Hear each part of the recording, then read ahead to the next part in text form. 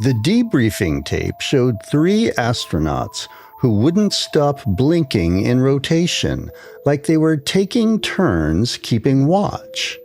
I'm a freelance investigative journalist, and I've seen my share of conspiracy bait.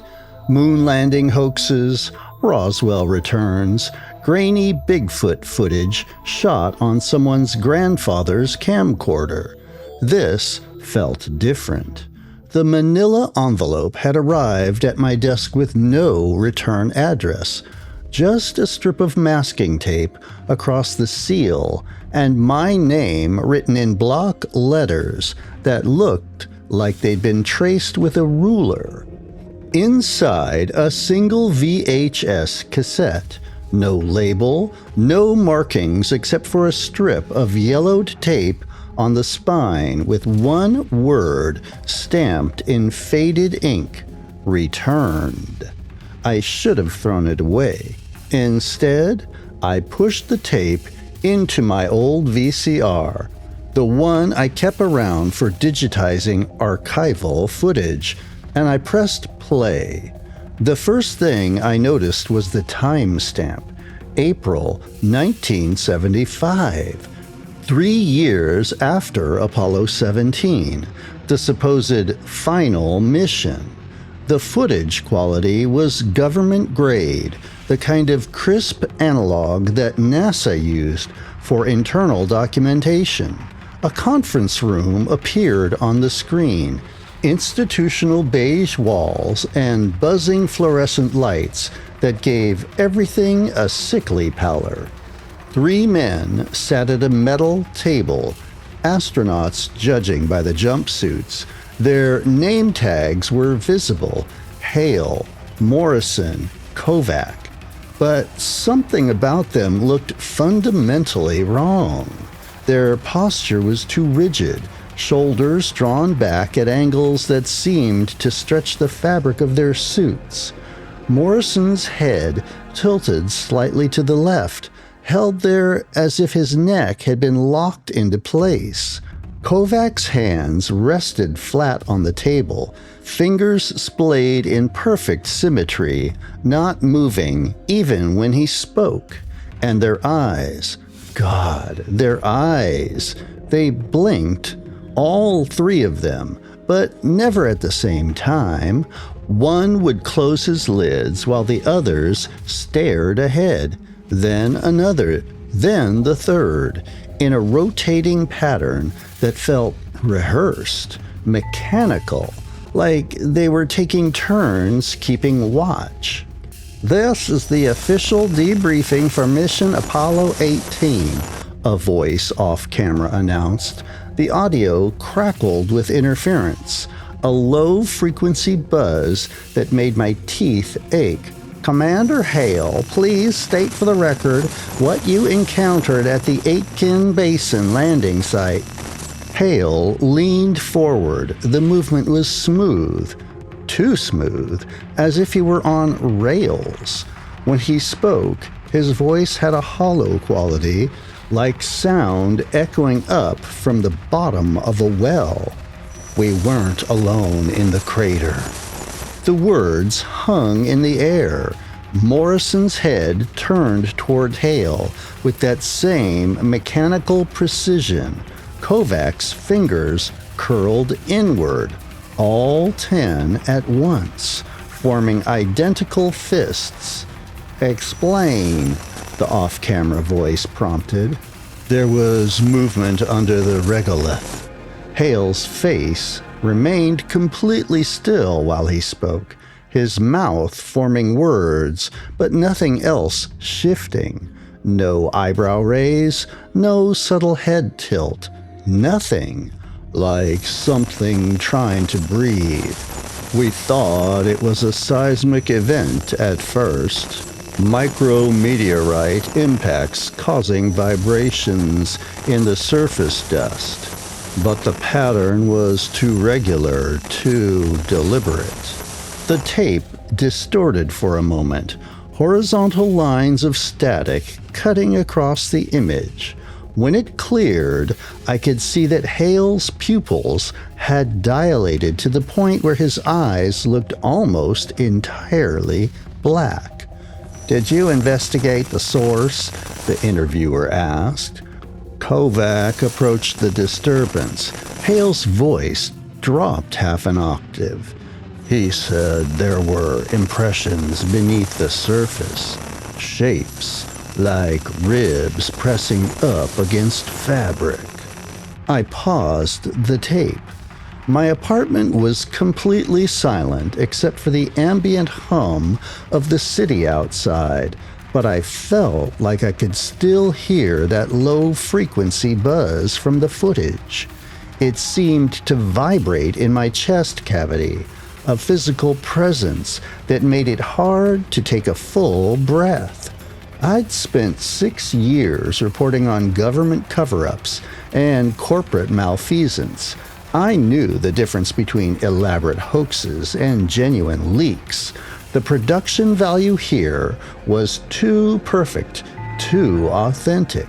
The institutional setting, the astronauts' uniforms, the timestamp, even the way the fluorescent lights created harsh shadows under their eyes. This was real documentation, which meant Apollo 18 had happened, and something had gone catastrophically wrong. I hit play again. "The impressions moved when I got close," Kovac said. His voice had the same hollow quality as Hale's. "They tracked my approach. Whatever was down there was aware of me." "Did you make physical contact?" the interviewer asked. A pause. All 3 astronauts turned their heads toward the camera in perfect synchronization. "We collected samples," Morrison said, first time he'd spoken. His voice sounded like 2 people talking at once, the words slightly out of phase with each other. "Standard protocol, core extraction from the disturbed area." "And the samples were brought aboard the lunar module?" "Yes." "Then transferred to the command module for the return journey?" "Yes." Another burst of static. The tape jumped forward. Now the setting had changed. The astronauts were in what looked like a medical examination room, lying on gurneys. A figure in full contamination gear stood between them, presumably the recovery carrier's medical officer. "I am Dr. Rebecca Marsh, medical officer aboard USS New Orleans," a woman's voice announced through her suit's respirator. "Beginning post-mission physical examination of Apollo 18 crew, day 1 of quarantine protocol." She approached Hale's gurney first.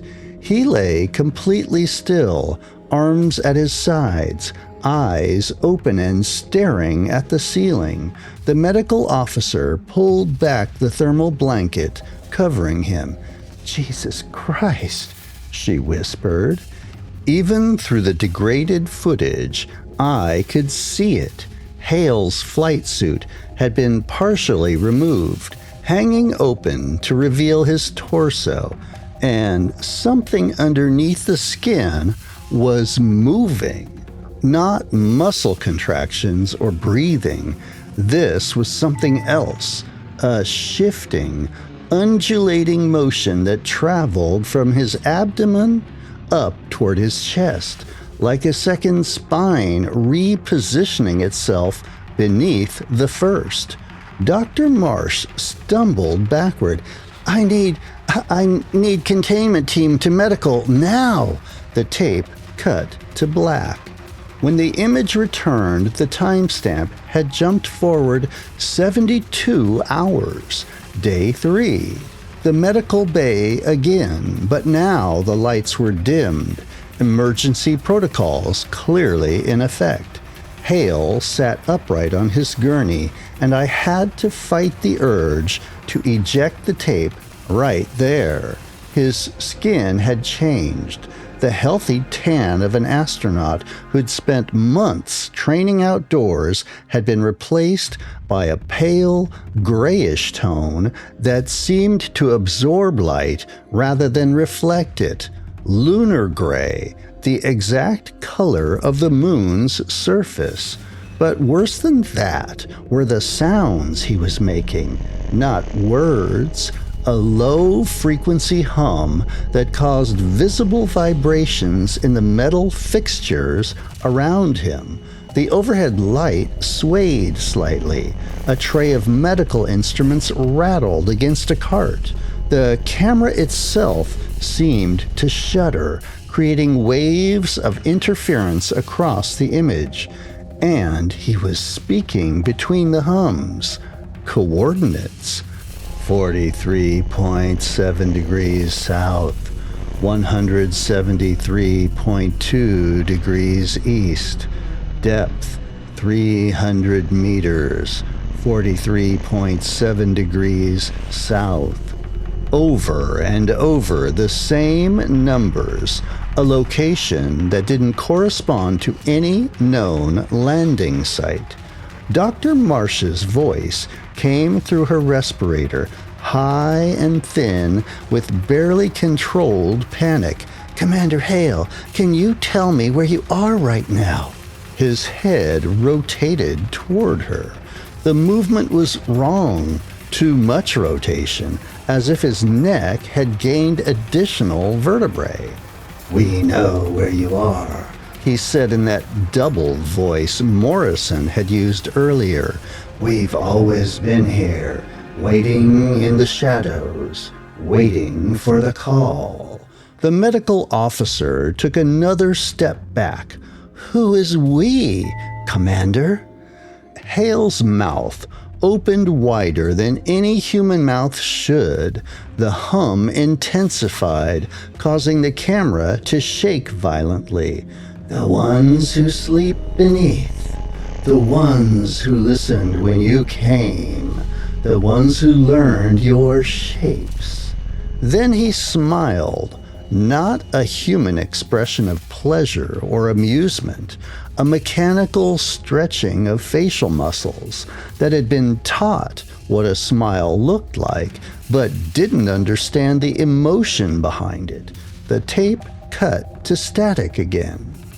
I sat in my dark apartment, the blue glow of the TV screen washing over me, and tried to process what I'd just seen. Part of me wanted to believe it was an elaborate hoax, some kind of viral marketing for a found footage film. But I'd worked with enough classified material to recognize the real thing. The production values were too expensive, too authentic for a hoax. The institutional drabness, the period-accurate equipment, the astronauts' actual NASA-issued flight suits.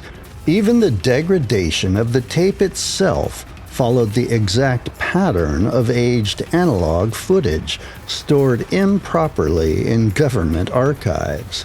Someone had sent me documentation of a mission that officially never happened, and that mission had brought something back. The static cleared. Now the footage showed a different location entirely. A corridor, industrial gray walls with pipes running along the ceiling. The camera was handheld, shaking as if whoever held it ran. Alarms blared in the background, overlapping tones that created a disorienting wall of sound. "Contamination breach in medical bay," a voice announced over the ship's PA system. "All personnel evacuate to safe zones. This is not a drill."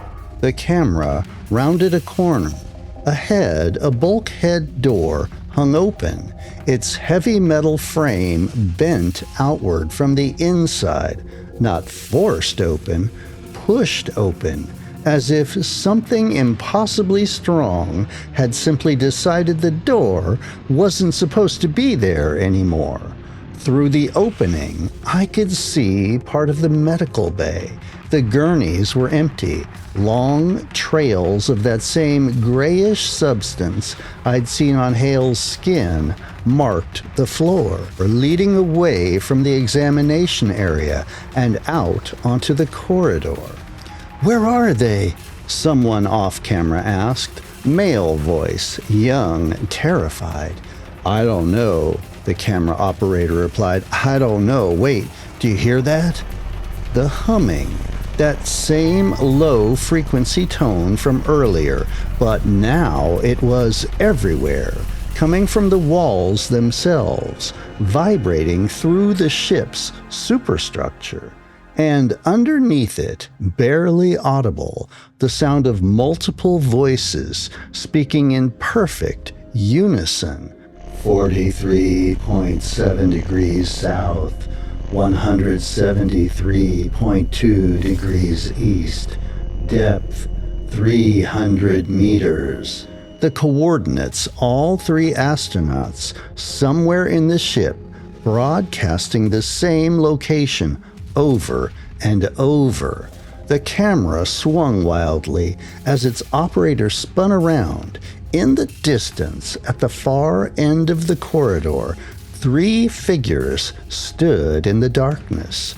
Their posture was identical, standing with that same too rigid bearing I'd seen in the debriefing footage. The emergency lights created deep shadows that seemed to cling to them, as if the darkness itself was drawn to whatever they'd become. One of them raised an arm. The gesture was slow, deliberate, pointing directly at the camera. All 3 opened their mouths, and the sound that came out wasn't human. It was the acoustic equivalent of shapes that shouldn't exist, frequencies that made my brain try to interpret them as screaming and laughing and crying all at once, while knowing they were none of those things. A signal, a call. The tape went to static one final time. When the image returned, it showed only an empty corridor. The emergency lights were still flashing, the alarms still wailing. No astronauts, no crew, just abandoned passages and that persistent, impossible hum that seems to emanate from somewhere deep within the ship's hull. Then, cutting through the interference, a final timestamp appeared on the screen. Footage ends 04.27.1975. 23:47:16. The screen went black. I sat there for a long time, my hand hovering over the VCR's eject button, trying to understand what I'd just witnessed.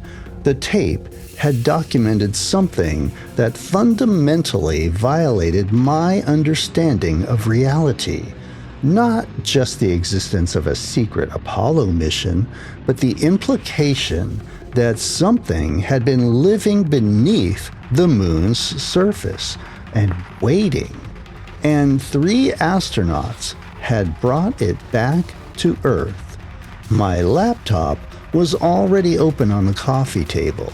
I pulled it closer and started searching for any reference to Apollo 18, any hint that the mission had actually occurred. The official record was clear. Apollo 17 in December 1972 was the last lunar landing. Missions 18, 19, and 20 had been canceled due to budget cuts. But as I dug deeper, I found anomalies. A budget allocation in early 1974 for extended lunar surface operations that was quickly amended to redirect funds elsewhere. A brief mention in a NASA contractor's memoir of the Houston problem, referring to something that had happened in April 1975, around the same time as the footage's timestamp. A declassified memo about enhanced quarantine protocols for returning spacecraft that seemed oddly specific given that no missions were scheduled. Breadcrumbs, hints of something carefully scrubbed from the historical record. I looked at the Manila envelope again. Still no return address, no indication of who had sent it. But tucked into the corner, I noticed something I missed before. A small piece of paper, no bigger than a business card. I pulled it out. Handwritten text, the same precise block letters as my name on the envelope. They're looking for the coordinates. Don't let them find it. Below that, a phone number with a Houston area code. My hand shook as I reached for my phone. Every instinct screamed that calling would be crossing a line I couldn't uncross, but I'd already watched the tape. I was already involved. The phone rang 3 times before someone picked up. No greeting, just breathing on the other end. "You sent me the tape," I said. A long pause. Then a woman's voice. Elderly, careful. "Dr. Rebecca Marsh, the medical officer from the footage." "You're alive?" "Some of us got out before the ship was sealed, before they scuttled it in the Mariana Trench, with everyone still on board." Her voice cracked. "I've spent 50 years trying to make sure no one finds those coordinates, trying to make sure no one goes back." "Goes back to what?" "To wake them up. The things in the crater. They were dormant, ancient. We disturbed them and they used our crew as bridges, ways to understand our biology, our language, our world. The only reason they didn't spread was because we contained the ship, sank it before they could reach shore." I thought about the footage, the way the astronauts had moved, spoken, and changed. What were they? "We don't know. NASA sent probes after, tried to match the Aitken Basin remotely. Every time, the equipment malfunctioned at the same depth, 300 meters, right where the coordinates point." "So why send me the tape now?" Another long pause. I could hear the weight of decades in her breathing. "Because something answered," she said finally. "In 1975, when Hale broadcast those coordinates, we thought it was just the infection speaking, but last month we detected a transmission. Same frequency, same pattern, coming from the crash site in the Mariana Trench." My blood went cold. "The ship is transmitting?" "Not the ship, what's inside it. They've been down there for 50 years, and they're calling again, stronger now. We think they've been adapting, evolving, learning how to survive in Earth's environment." "But they're contained. The ocean pressure alone would..." "The USS Orleans was built to withstand nuclear war. It's intact. And sooner or later, someone's going to investigate that signal. Some deep-sea expedition, some military operation. Someone is going to find it and open it up. And when that happens, they'll spread. And they'll remember the coordinates. They'll want others like them." I looked at the TV screen. still black from where the tape had ended. Why me? Why send this to a journalist? Because someone needs to know the truth. Someone needs to tell the story before it's too late. The government buried this once. They'll do it again, unless enough people know. Unless the information spreads far enough that they can't contain it. You want me to publish this? I want you to make sure that when they find the New Orleans, when they bring those things to the surface, the world understands what they're facing. I want people to know that we already lost 3 astronauts to whatever's sleeping beneath the moon. And I want them to know that we barely survived the first contact. She hung up before I could respond. I sat in my apartment as the city's lights filtered through my window, holding a tape that documented humanity's first encounter with something genuinely alien. Not little green men or flying saucers, but something far worse. Something patient and ancient that had learned our shapes, mastered our voices, and was waiting in the crushing darkness of the deepest ocean for something to find it. And somewhere in the Pacific, 7 miles below the surface, in the flooded corridors of a ship that officially never existed, something was broadcasting, sending its signal through water and stone and metal, reaching out across the void to the place where it had first awakened. I pulled out my laptop and started writing. If Dr. Marsh was right, if someone was going to find that ship, then people deserved to know what they were bringing back. They deserved to understand we'd already been to the moon, already disturbed something that should have stayed buried, already learned that some things wait in dark places, not because they're hiding, but because they're patient, because eventually someone always comes looking. And when the deep ocean expeditions finally locate the New Orleans, when they crack open those sealed bulkheads and shine their flashlights into corridors that have been dark for half a century, they won't find dead astronauts or a salvageable technology. They'll find something that's had 50 years to perfect its imitation of human voices, human movements, human faces.